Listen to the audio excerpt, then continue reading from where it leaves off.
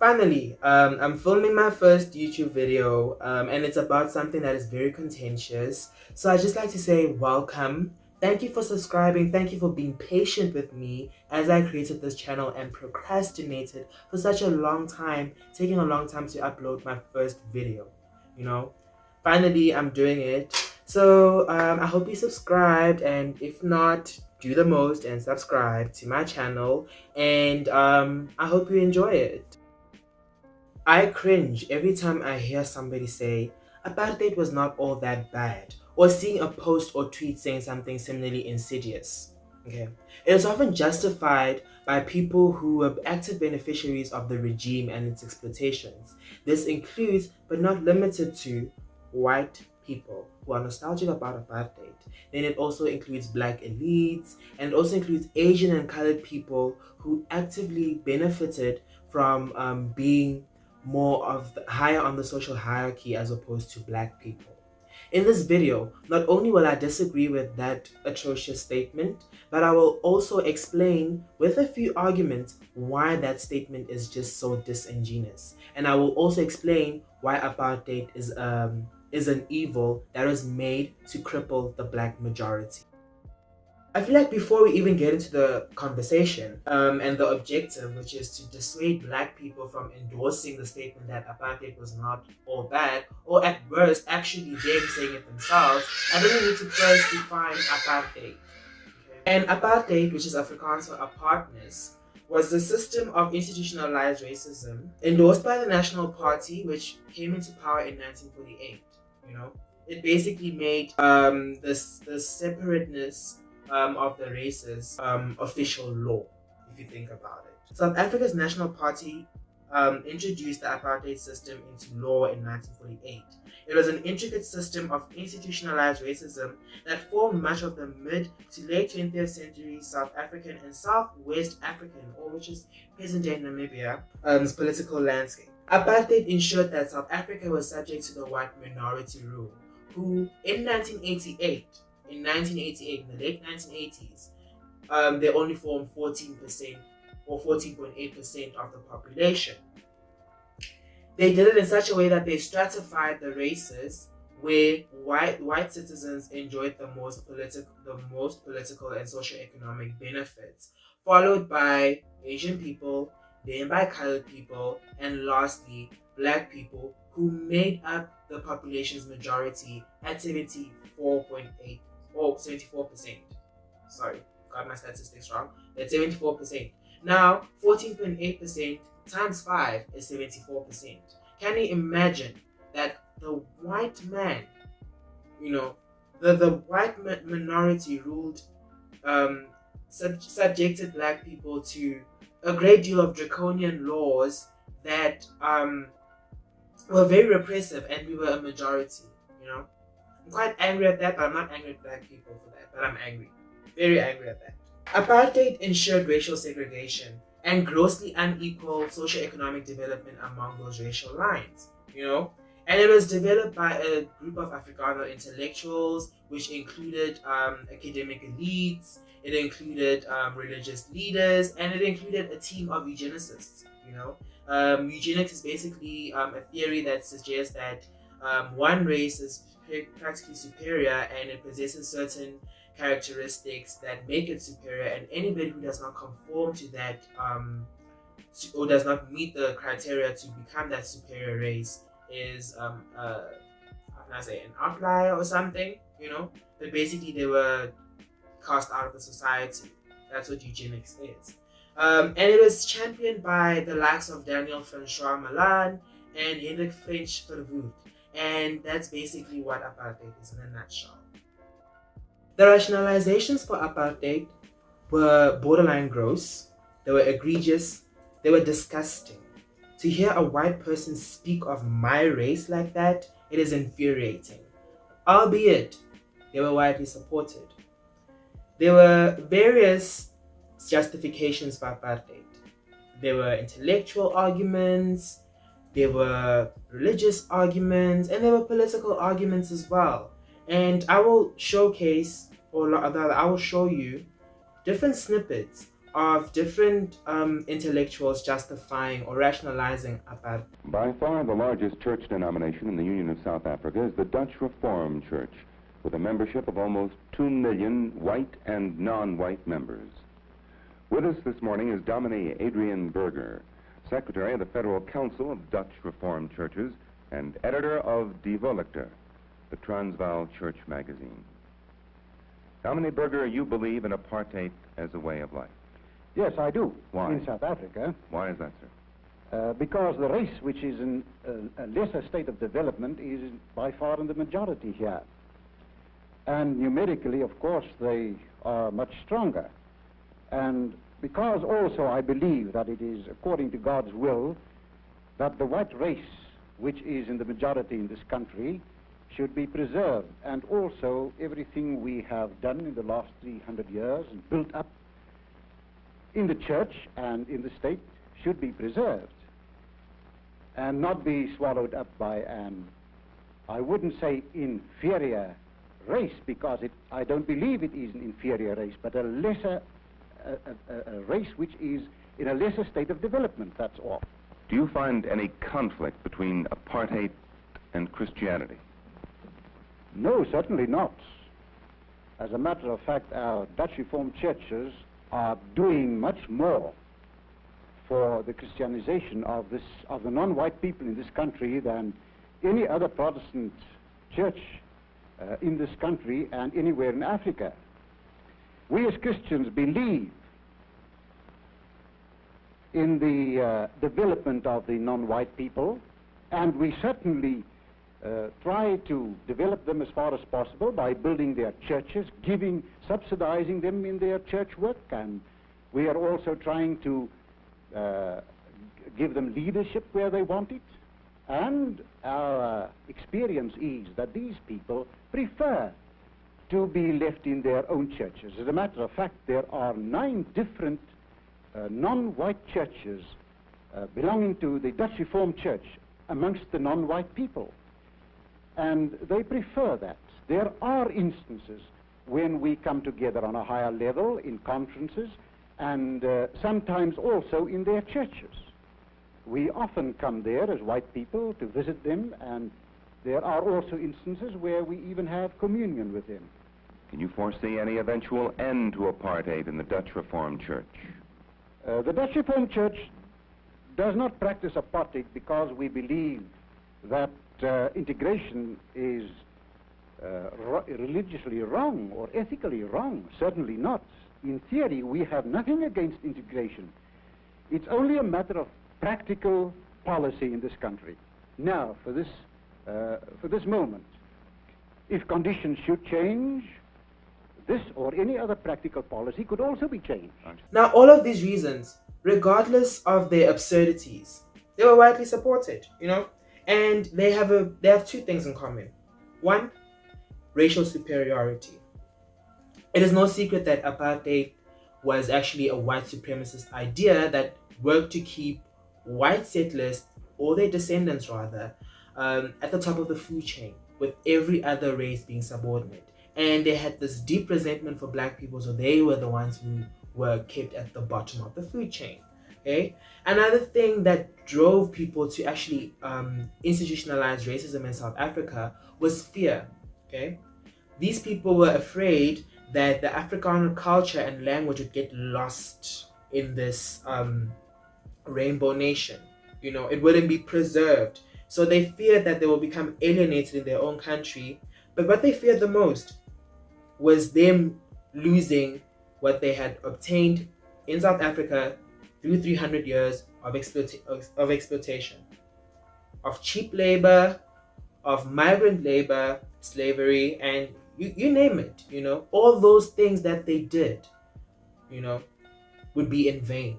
They would lose the resources that they earned in South Africa to black people, and that's what they feared the most. And that's why these eugenicists, these racists, justified apartheid so atrociously, by saying that we are not developed, or we have a stunted development, or we are better off being self-governed. It was disgusting altogether. But yes, That's why people rationalized apartheid. To maintain its rigidity, apartheid depended on a few laws that were very draconian, if you can imagine, to keep it in place, you know. These were the Population Registrations Act of 1950, the Group Areas Act of 1950, the Prohibition of Mixed Marriages Act of 1949, and the Promotion of Bantu Self-Government Act of 1959. Of course, there's the Past Laws Act and the Bantu Education Act, but I will speak about those four specifically. Now, let me quickly read to you and then I'll give you my opinion exactly on why I find these laws very absurd. But the Prohibition of Mixed Marriages Act of 1949 was passed by the Parliament of South Africa, which was all white, by the way, on 8 July 1949. Why did it have to be a Cancer? Oh my god. And prevented mixed marriages between white people and anyone who was not white. This act depended on the Immorality Act of 1950, which prevented sexual and or romantic relations between white people and non-white people. Now, the fundamental reasoning behind this was that they don't want to create an inferior mixed race. So obviously they wanted to uphold the white superior race, you know? And this came hand in hand with the Population Registrations Act of 1950, which demanded that people be registered according to their race, as in people should decide whether you're black, you're colored, or you're white, or you're Asian, you know?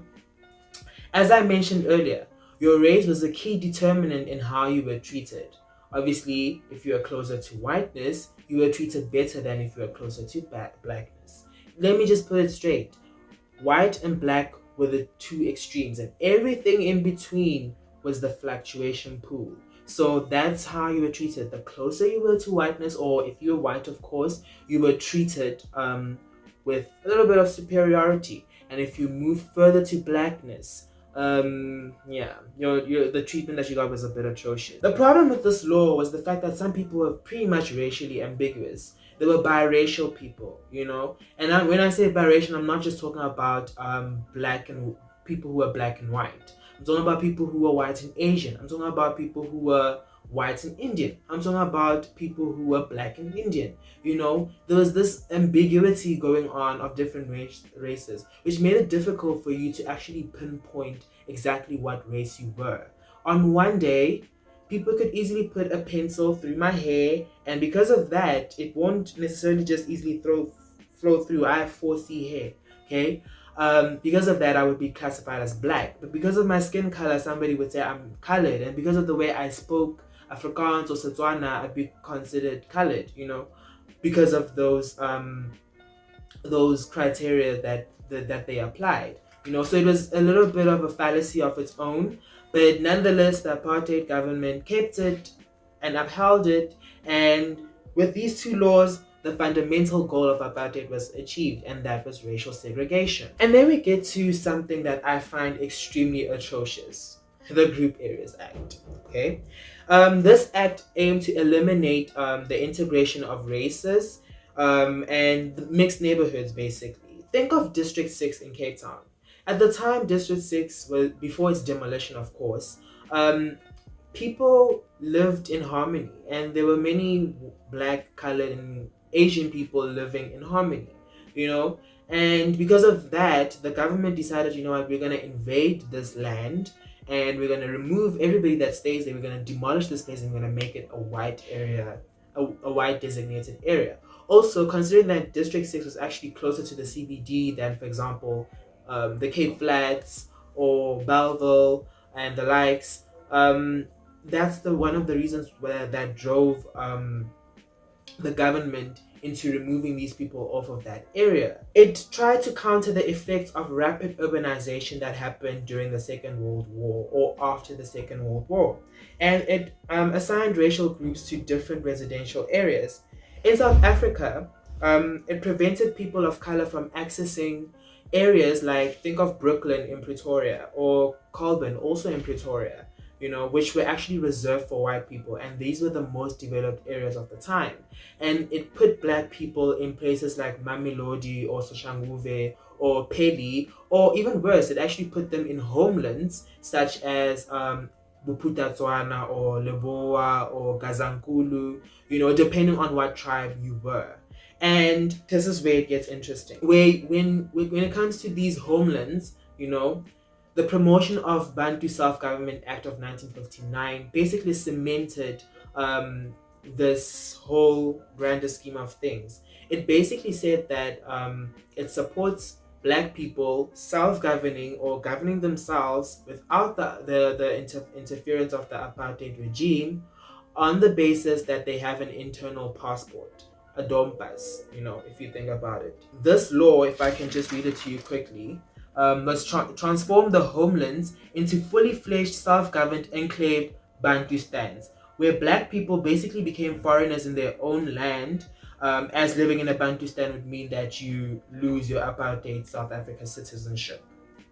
These two acts, along with the Past Laws Act of 1952, ensured that another goal of apartheid was achieved: the disenfranchisement of Black people. This was the ultimate goal, because if I'm under correction when I say this, no other race in South Africa had to carry an internal passport except Black people. That was the ultimate dehumanization and disenfranchisement of Black people. We were seen as foreigners, aliens in our own country. That is despicable. That is disgusting. That is vile. These people hated us. Okay, they hated our predecessors and they surely hate us now. The point of departure in basically justifying why apartheid was actually such an evil and atrocious thing for Black people specifically will be suffrage.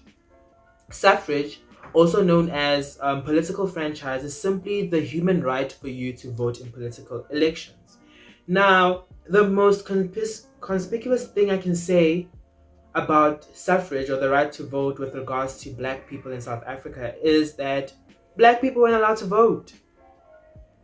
Even in colonial South Africa, Black people weren't allowed to vote. Black men, Black women, Black non-binary people like myself weren't allowed to vote, okay? They weren't allowed to vote, And even from as far as colonial South Africa, Black people weren't allowed to vote. And they weren't allowed to occupy seats in parliament either, White men were allowed to vote. And then white women, after the propagation of the feminist movement, were allowed to vote in 1930 onwards. And then in 1983, at the nadir of South African race relations, at the lowest point of South African race relations, where the violence in South Africa was very rife, Asian and colored people could vote. That's why you would hear of things such as the tricameral parliament, which comprised white, colored, and Asian people. And Black people weren't allowed to vote. They weren't allowed to vote until 1994. Now, you can imagine, colonization in South Africa happened as early as 1652. 342 years later, Black people cast their first vote. Now, it's a bittersweet victory because, we are now finally allowed to vote. But if you think about it, why did it have to take us that long for us to be actually allowed to participate in the country's politics? I think it's quite atrocious. I think it's very disgusting. But we're not going to get into that. Now, my question remains to Black apartheid nostalgics. Do you want this kind of South Africa? Do you want to go back to apartheid South Africa where you're not allowed to vote? Where issues affect you, but you're not allowed to have a say on them? I personally wouldn't. I don't live in apartheid, but I'm not going to go back to apartheid because personally, this beauty is not fit for apartheid. I don't want to struggle for my rights, I'm Black, I'm queer, so I experience oppression in multiple ways, and I'm non-binary, so I experience oppression in 3 ways, fundamentally: homophobia, transphobia, and racism. I just don't think I would be able to survive in an apartheid state. And just thinking about it rationally, and you look at the South Africa we have today, it just wouldn't make sense for you as a Black person to want to go back to an apartheid state. So that's just one of the ways in which I don't endorse the statement. Another way the government tried to disenfranchise Black people in South Africa is through apartheid spatial planning. Apartheid spatial planning in South Africa is quite similar to redlining in the United States. Redlining was the systemic denial of various services based on where in America you lived. Redlining was an intricate way of keeping black Americans poor, and because of capitalism being a pillar of white supremacy, white South Africans implemented spatial planning whose effects are still imminent today. Between 1948 and 1990, Apartheid South Africa developed extensive legislation to implement and enforce the racial segregation that came with the draconian laws I had previously explained. Spatial planning ensured that black people living in areas reserved solely for them would receive bottom-of-the-barrel services and were deprived of opportunities for economic development. Apartheid spatial planning forced black people who lived in townships in periphery to travel long distances to work in the city. The effects of apartheid spatial planning are still present today. Think of Strand versus Nomzamo in Cape Town, or Alexandra versus Sandton in Johannesburg, or Savannah Estate versus Mamelodi in Pretoria. The contrast between each suburb and township I've listed is shocking and exists on paper and in reality. The access to basic services, socio-economic opportunities, education, and a high standard of living differs across racially segregated areas, and I will explain in detail how white people differ from black people. Life for black people in South Africa, in apartheid South Africa particularly, was very hard. It was not an easy thing to do, you know. For black people, life was actually worse than reported. You know, there were many documentaries that did prove that black people were at the bottom of the food chain, and I'm not disputing that, but it was actually far worse than what you saw on those documentaries. You know, according to the Lemon Orchard, I'm going to read a few statistics to you. There were 4.5 million white South Africans, as opposed to 19 million black South Africans in the year 1978.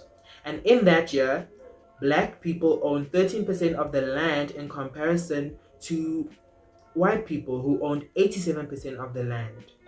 And due to draconian legislation that supported the disenfranchisement of black people, getting land ownership was not the easiest thing to do. The land that they got, by the way, was of poor quality. It couldn't be cultivated, and it was not fit for farming or livestock or anything. It just was practically useless, you know. White people also earned 14 to 15 times more than black people did. For example, in the mines, black miners would earn $25 a month, while white miners earn $375 a month. That's 15 times more than what the black person makes, despite them doing the same job. And on top of that, black people were restricted to being miners. They could not ascend to managerial positions in the mines, despite them working hard, and probably harder than white people. But anyway, black people who were part of the economically active population formed a large part of unskilled laborers as opposed to whites. Black men worked as gardeners, as miners, as refuse removal people in the suburbs of white South Africa, for example. Black women worked as domestic workers and agricultural workers. They did not do that skilled labor that we often see today. And when I say skilled labor, I'm not just talking about office work. I'm talking about, I'm talking about office work. But anyway, in 1978, black people earned, on average, 360 rands, which was taxable, as opposed to white people who earned 750 rand. That's more than double what the black people earned. And with the Gini coefficient of 0.66 in 1978, if I can just explain quickly what the Gini coefficient is. The Gini coefficient is a coefficient that lies between 0 and 1, where 0 shows perfect income inequality and 1 shows perfect income inequality, meaning 1 is where the society is completely unequal. One person has all the rest of the country's wealth, and the rest of the people are living in poverty. That's basically what it is. But 0.6 is quite close to 1. And it makes sense because black people at the time earned 20% of the country's income, whereas white people earn 75% of the country's income. That's more than triple what black people earn in South Africa. So the income inequality was quite despicable. There were disparities. It's not surprising though, because I mean, white people hoarded the wealth in this country, you know. And then another thing that really stood out to me was the infant mortality rate. Black infants had a 20% chance of dying when born in an urban area, and this number doubled as you move to a rural area, i.e., the Bantu stands, you know. And as opposed to white infants who only had a 2.7% chance of dying, you know, that's quite there's a disparity there. You know, there's a great imbalance, you know. All of these statistics reflect a sharp contrast between how black and white people lived in apartheid South Africa, which is quite imminent today, even though a substantial amount of black people have now joined or integrated these predominantly white spaces. A prime example of a city that actually reflects these statistics is Cape Town. The mother city. Personally, I love Cape Town. I love seeing it on Instagram. People going to Cape Town, people going to the beach. It's beautiful. But let's not shy away from the fact that Cape Town is probably one of the most racially segregated cities in this country. Apartheid was maintained in Cape Town, obviously. It was the legislative capital of South Africa. The parliament was there. So obviously there was a likelihood that Cape Town would be so racially segregated and stratified. People who lived in District 6 were forcibly moved out of there because of its proximity to the inner city, and they were moved to the sandy and windy stretch that is known as, you guessed it, the Cape Flats. Majority of the people who live in present-day Cape Town suburbs continue to enjoy better service delivery and to gain wealth.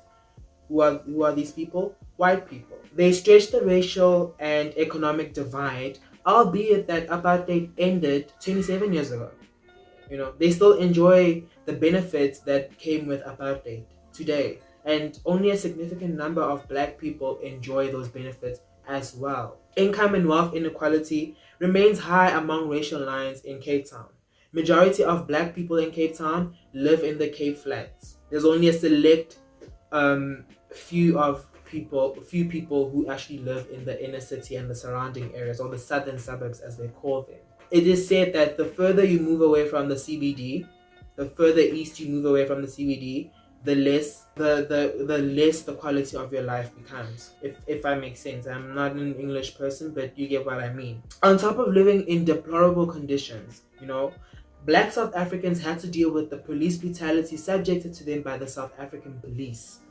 In response to resistance to the totalitarian and draconian rule of apartheid, they had to deal with the environmental racism, you know, as various quantitative data actually shows that the most environmentally hazardous areas are actually in the slums, you know, in the townships. And the majority of the population that lives there, black people, you know. So they did try and exterminate us. I don't want to stretch it, but that's basically what they did, by putting us in the most dangerous areas where we could develop diseases like cholera, bilharzia, and airborne and waterborne diseases. I can't think of many on right now, but you get the idea. Polluted air and water is quite synonymous with the township life. Think of Yukske River that flows in Alexandra, or Mfuleni that flows within the Cape Flats, not Mfuleni, sorry, the Girls Rivier that flows in Mfuleni in the Cape Flats. Just think of those rivers and how polluted they are. You know, it's not a coincidence that they're polluted. They've been that way since apartheid. And then another thing that the government did that was so atrocious was the Bantu Education Act. And who better developed that act than Hendrik Verwoerd himself? You know, I call that man the architect of apartheid, despicable man of note. He basically said that black people should receive education that will only make them fit for menial jobs that paid very little. They had subjects such as needlework, woodwork, arithmetic studies, social studies, and planting. They also had Christian studies and religious studies, you know. And education for black South Africans during this time period simply meant that they were to learn and were to accept the fact that they would be subservient to the white man. That's basically what Bantu education meant, you know. Black South Africans were also barred from enrolling in open universities under the extension of the University Education Act of 1959, you know. And of course, service delivery during apartheid was deplorable. Service delivery only served the white minority, you know. It didn't serve the black majority, which is why I get so shocked when I hear somebody say, there was never load shedding during apartheid. Duh, you never had electricity. You never had access to electricity. For the great part of apartheid, you basically had to live in a candlelit household that was susceptible to fires. You never had electricity. You never had piped water. You never had sanitation. That was the reality of black people in South Africa in the years 1948 to 1990, probably even before that. A vast majority of black people lived in townships with poor ablution and water access, as well as little access to adequate health care, including pre- and postnatal care. And that explains why 20 to 40% of babies died at birth, right? In short, in summary, life was absolutely atrocious and horrible for black people. I cannot imagine myself living under those circumstances, and I certainly do not wish anybody were to live under those circumstances. Which begs the question to the apartheid apologists in this country: would you want to live in a society where you don't get to experience Wi-Fi or electricity, or running tap water, that is in your household, where you don't have to walk for miles to get water? Just think about that, because that's what black people had to go through. They don't have the Wi-Fi that we enjoy today, but I mean, obviously internet wasn't doing it, but you get the idea. You get what I'm trying to say. The privileges that we enjoy today, actually the rights that we enjoy today, they don't have that. So think twice before you say you want to revert back to apartheid. Though apartheid criminalized homosexuality in South Africa, officials turned a blind eye to it. This is because, in the mines, men were far away from their household and needed the equivalent of a woman to, quote unquote, take care of them. This included cooking for them, cleaning their quarters, and of course, sleeping with them. Because the capitalist apartheid government needed a consistently productive labor force to prevent them from leaving the mines and obviously seeking sexual conquest elsewhere, they overlooked this and thought of this as a necessary evil meant to keep the black men in the mines. However, the apartheid government consistently harassed gay and lesbian people in urban areas and arrested them under the Anti-Sodomy and Immorality Act laws. Despite this, LGBTQIAP+ culture flourished and was recognized in South African journalism, including magazines such as Drum and Golden City Post. During the 1960s, anti-LGBTQIAP+ laws were passed and made more stringent under the pressure of white religious groups. In addition, lesbian women and gay men were conscripted in the 1970s and sent to undergo conversion therapy. There, they would undergo harsh and dehumanizing punishments, such as being shown gay pornographic images while having electric currents run through them. A prominent figure for the struggle for the liberation of queer and trans people in South Africa was, of course, Simon Ngoli. Ugh, what an icon. Simon Ngoli is a prime example of intersectionality. Because of his blackness, he experienced racism under the apartheid government. And because of his queerness, he experienced homophobia, either under the government or through his black counterparts too. This goes to show that blackness and queerness are inseparable, and it is ridiculous to try and separate them. Simon Ngoli started the Saturday Group with his partner Roy Shepherd as a safe space for black queer men. In 1986, he co-founded the Lesbian and Gays Against Oppression. And 2 years later, in 1988, he co-founded the Gay and Lesbian Organization of Witwatersrand with Beverly Palisa-Ditsiye to create a safe space which is non-sexist and non-racist for gay and lesbian people living in and around Johannesburg. The organization also mobilized HIV/AIDS activism in the late 1980s and the fight for LGBTQIA+ rights to be recognized in the Constitution of South Africa just before the end of apartheid. South Africa had its first LGBTQIA+ march in October 1990. And this was, of course, under the leadership of Simon Ngoli and Beverly Tsie and the likes. This shows that queerness existed during apartheid, and that through adversity, people fought for the rights Black queer people enjoy today. I, of course, wouldn't want them to go through this dehumanizing ordeal again, and I thank them eternally for having to struggle to have the rights that I enjoy today. Colonialism and apartheid had an adverse effect on Black women. The concept of intersectionality again comes in, where because of their Blackness they experience racism, because of their womanhood they experience misogyny and sexism, of course, and sometimes because of their queerness they experienced homophobia or transphobia. Black women were disenfranchised. They had little to no rights. They could not find jobs, and many of them worked menial jobs if they could find jobs, such as being a domestic or an agricultural worker. And their wages, if they existed, were as low as 80 cents a day. Now imagine living on 80 cents a day. Okay? That's way below minimum wage. And I don't even know what the minimum wage was during apartheid South Africa. I don't care, because I know for a fact that Black people were exploited. I know, I'm saying this with a lot of confidence, Black people were exploited, during the apartheid regime. They weren't paid what they were worth, So I don't care what the minimum wage was. I know it wasn't adhered to. Anyway,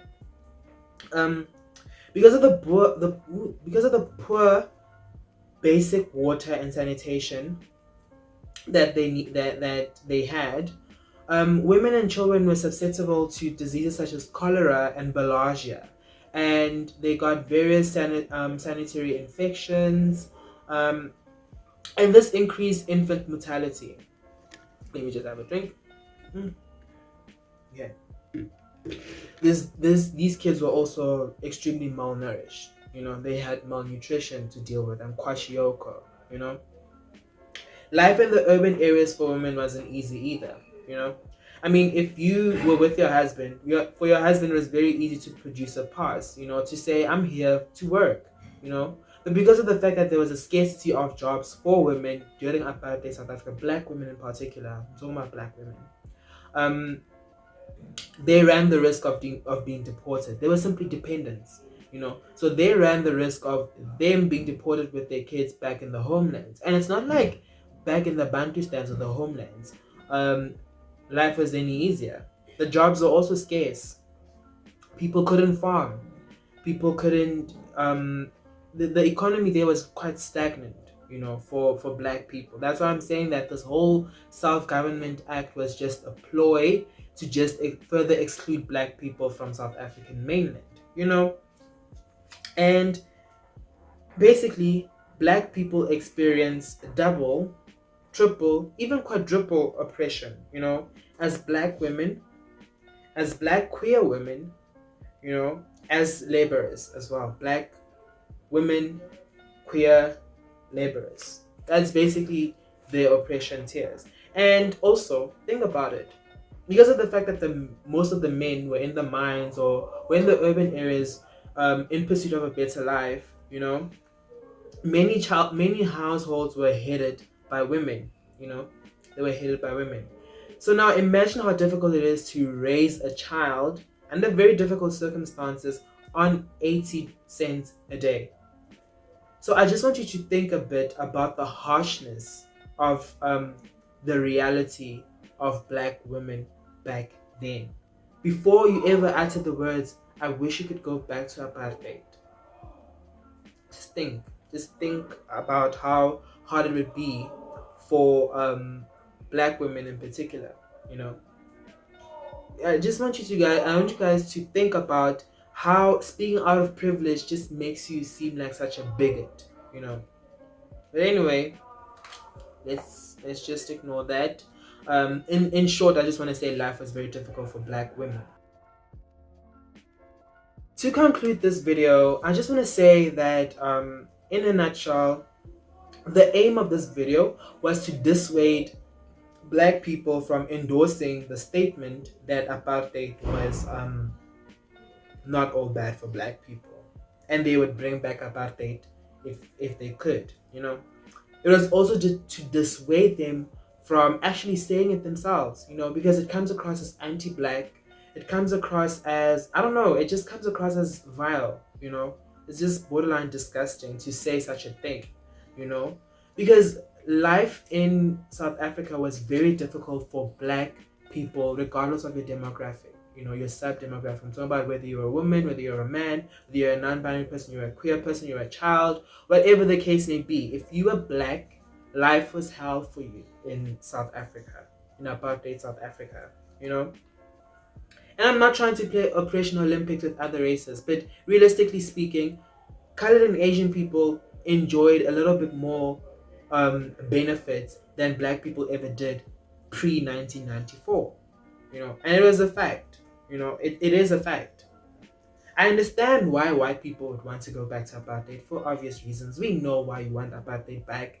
Let's not even get into it. I understand people who have a greater proximity to whiteness, why they would also want to go back to apartheid. I hate the legacy of apartheid because we're dealing with issues as a Black race, such as colorism.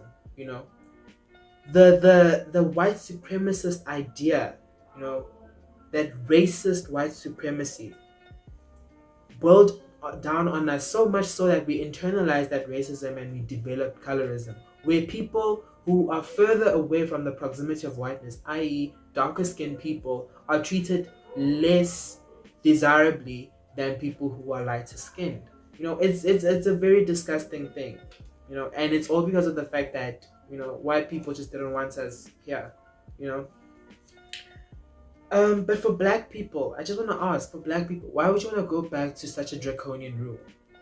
Why would you want to go back to living such an oppressed life? Why would you want to go back to a system that never favored you? The system that wanted you so disenfranchised? A system that made you a foreigner in your own country. Why? Why do you want that? I love a little bit of engagement. Please comment with your thoughts. I do appreciate a little bit of engagement. I do appreciate a little bit of perspective. This is not something that should be set in stone. This is an opinion piece of mine. This is merely an opinion, but I personally think that as a Black person, saying that you would rather go back to apartheid than living in this political state that we're in right now, is a little bit anti-Black, Also, this is a precursor for my next video, which will talk about the political landscape of South Africa that we have today. It will also include a dissection of the local government elections. Be on the lookout for that upload. Thanks for watching and see you next time.